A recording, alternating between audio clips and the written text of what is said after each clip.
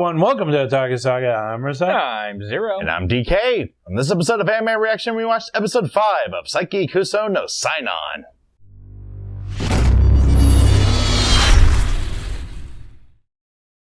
If you want to check out our reaction to the 5th batch of Saiki Kusuo no Psi nan, hit that link in the description below.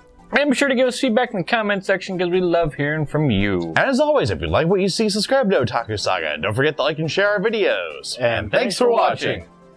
So, on this batch of Saiki Kusuo no Psi nan, the first episode was about Saiki trying to leave school so that he could go watch a show. And everybody, wants a piece pretty much everybody that we've even been introduced to wants his attention somehow. And he's like, no. He's like, no, I want to go home. I want to watch a show. No, I want to go home. I want to watch a show. An introvert amongst introverts. Yeah. So let's see. We had I think that guy's the class representative, the red hair guy. Ida? Yeah. He wanted to take Saiki to the gym. Muscle. Let's see. The Chunibyo wanted to take him to a secret base, secret hideout. The Terahashi wanted to the real bitch. Yeah. God, I hate her. She's so vain. Yeah. She wanted to take him to a cafe. Nindo wanted to take him to eat ramen. Was there another one? There was another one because the chick roped him into looking for him. Oh, yeah, right, yeah. Yeah, Terahashi roped one of her slaves into looking for Saiki as well. But yeah, so Saiki has all of his exits blocked, so he decides to go into the bathroom and wait it out. Then realizes that the people that were looking for him repositioned so that it would be harder for him to leave school. And instead of just teleporting and then teleporting back to switch his shoes out later, which is what I would have done, he decides to go invisible to try to sneak past everybody. But slight weakness with his ability. If someone touches him, he's exposed. Yes. So he dodges his buddy. He dodges some close calls. Nindo almost gets him. Right when he opens the bathroom stall, Nindo almost gets him because Nindo is in the stall right next to him. And Saiki can't detect Nindo because, well, there's nothing up there to detect. Yeah. Frankly. So he dodges that one, and then he gets down to the shoe locker area, and he decides to make a distraction by picking up the locker that the Chunibyo guy is hiding in.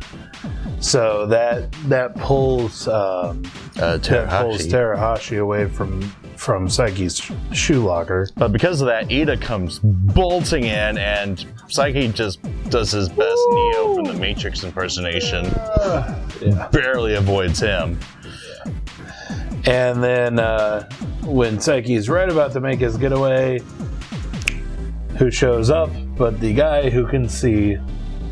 The medium. Yes, the medium. Who can see Saiki when he's invisible. Puts his hand on his shoulder. My only desire is I got to see the rest of that episode. Because I want to see what happened after that. Yeah. And then, of course, right after that, it shows that guy that Terahashi had roped into looking for Saiki was still looking for him after dark.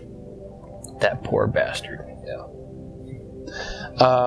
So the second, third, and fourth episodes in this one were all the sports festival. And basically, Saiki can place wherever the hell he wants to place in any of the events that he's in. But obviously, he's not going to try to place first every time because he doesn't want to stand out. Of course. So he averages out a little bit. Well, actually, He tries to average out, but his first instinct is to not participate at all and like try to be invisible, but his parents are kind of there. Yeah. So yeah, there's no doing that, I'm afraid. And then when he's actually in the races, like the first race, he tries to place in the middle of the pack, but he did not know that everybody who was competing against him were all in like track and field and and sprinters and whatnot. Yeah, so he kind of wins the moral victory, I guess. Like, oh, you're good. That's good. You should join the club. And well, I mean, more attention. If the people you're going against are people who've trained in track and field for years, then of course you're going to stand out if you place anywhere among them. The real problem occurs when Nindo does the what do they call that? The scavenger race. Because he picks up the piece of paper, I'm not sure what's on it. Saiki doesn't even know what's on it because he can't read Nindo's mind.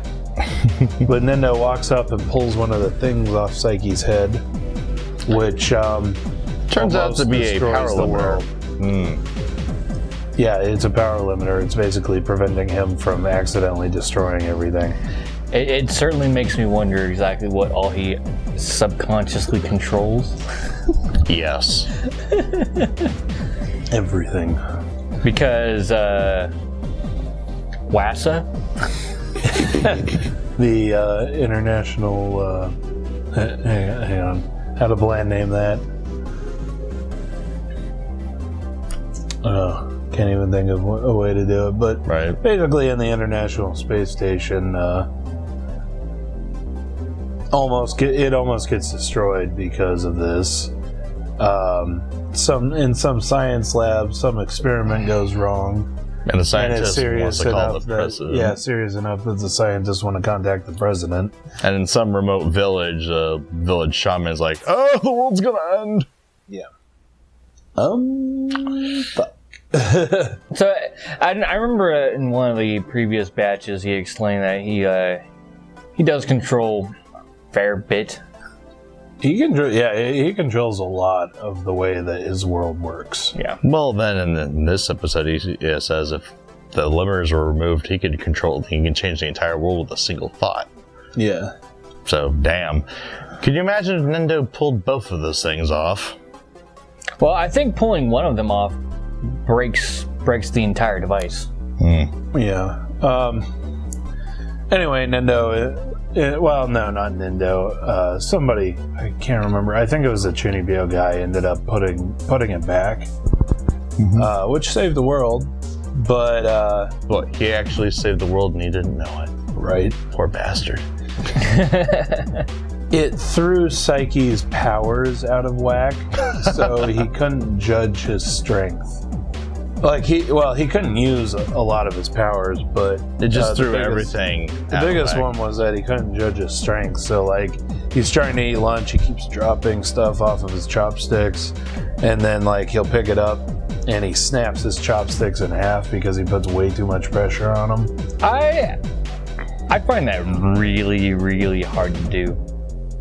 Snapping chopsticks. He managed to upend the entire other team that was playing tug of war by grabbing with one hand and going like this. I know. I just want to explain that breaking chopsticks is not easy.